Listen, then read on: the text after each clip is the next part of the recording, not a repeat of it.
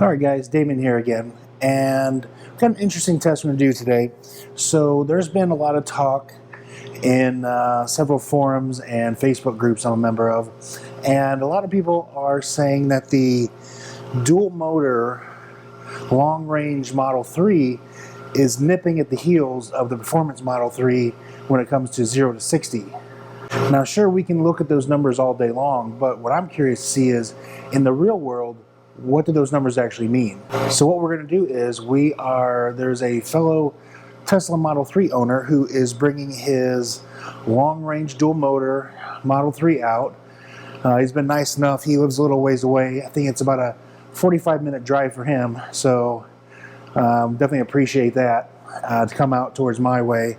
And we're going to take him out and we're going to do some 0 to 60 runs. We're going to do some runs from 40, and we're going to get a couple of runs from hopefully from 70 if we can get those in. And my thinking here is, if you look at the dyno graphs of the performance Model 3 versus the long-range dual motor, is the performance has about 100 horsepower and 100 foot-pound of torque advantage right from zero, and that's where its advantage is. And if you look at the dyno graphs, they look like as both the cars reach their top speed, the graphs come together, so that the Model 3 performance and the long-range dual motor are making about the exact same power at top end.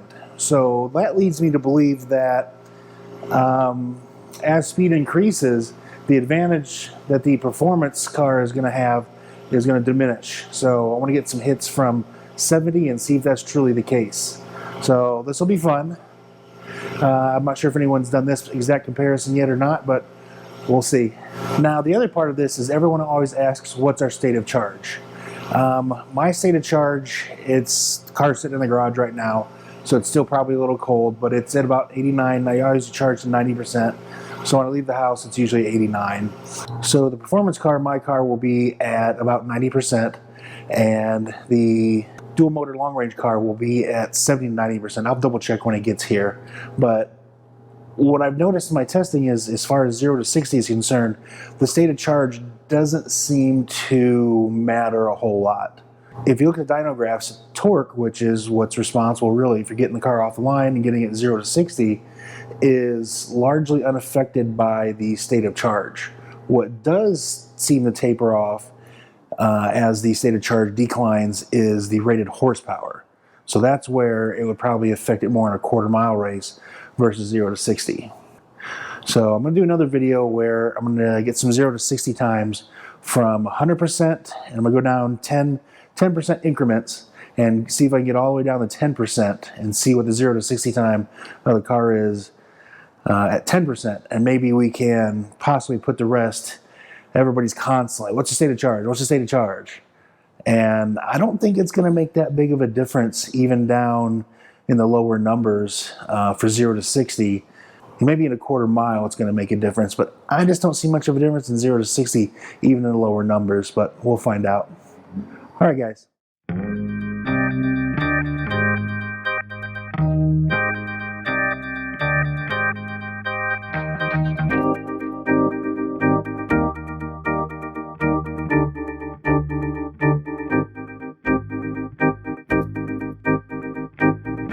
Alright, let's pull over just after the 50 sign. Got a car behind you.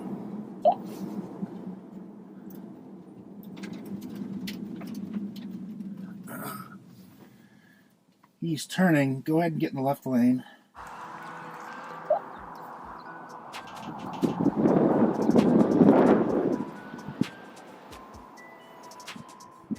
Okay, we'll count it down. You ready? 3, 2, 1, go.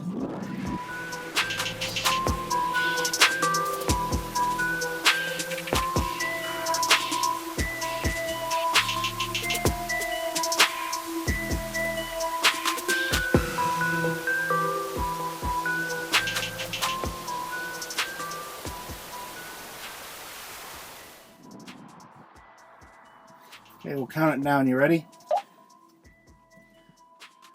3, 2, 1, go.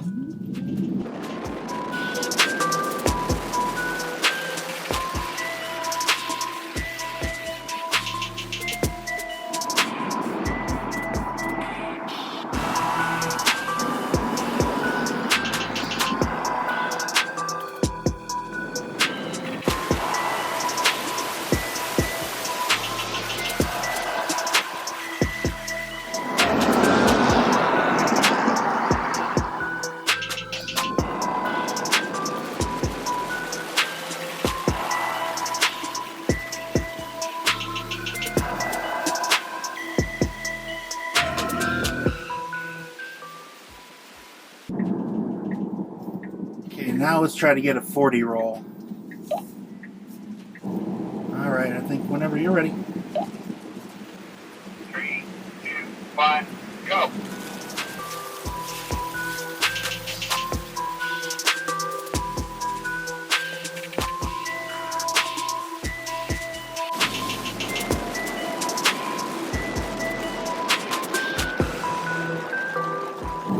All right, I think whenever you're ready. 3, 2, 1, go.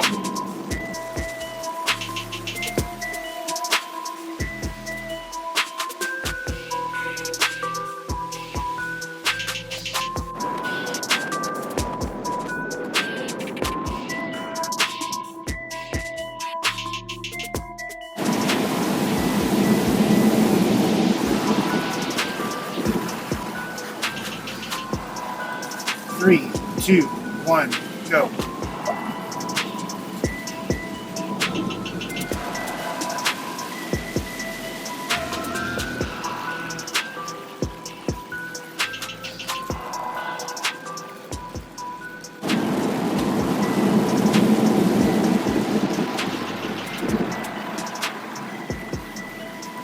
Three, 2, 1, go.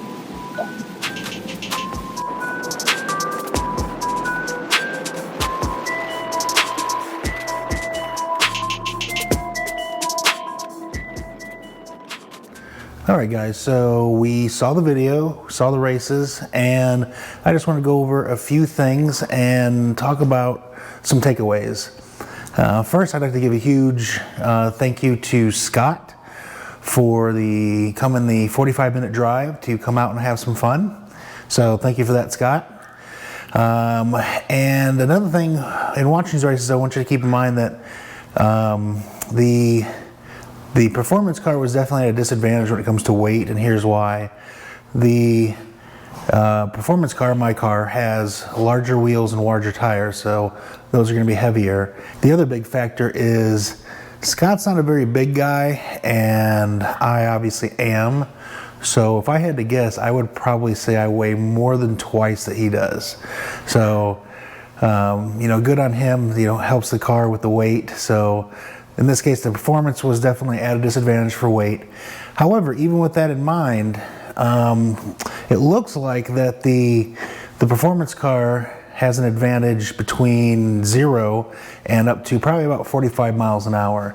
Anything after that, and it's really up to whoever gets the hit first. Whoever gets the hit is going to win. The cars are so close. So in saying that, we kind of have to decide, each person has to decide, is that performance advantage from 0 to 45 worth the $10,000 option that the performance car is? Now, you do get other things besides the extra speed. You get the bigger wheels, the bigger brakes, the slightly lower suspension, some metal pedals, and a spoiler that I still haven't gotten. Now each person has to ask themselves, is it worth that $10,000 option? I would say no, it's not. I would go with, it's probably worth more of a $5,000 option. To my knowledge, both cars use exactly the same hardware as far as the motors and the driveline and everything.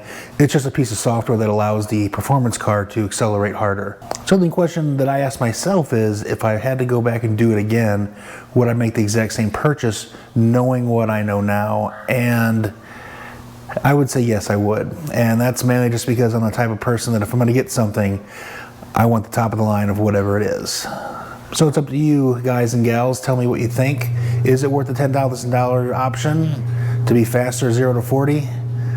Again, I say it's probably more of a $5,000 option in my book, but it is what it is, and we had fun. So gonna do some more races like that, get some ice cars out and see what it takes to beat the Model 3 Performance at altitude, which I'm at about 4,200 feet, which gives the electric car a bit of an advantage because the ice car takes a hit in performance. So we'll see. Coming up next, I think we're gonna roll out the Viper and see how it does against the Model 3. All right, thanks for watching, and thanks again, Scott. See you guys next time.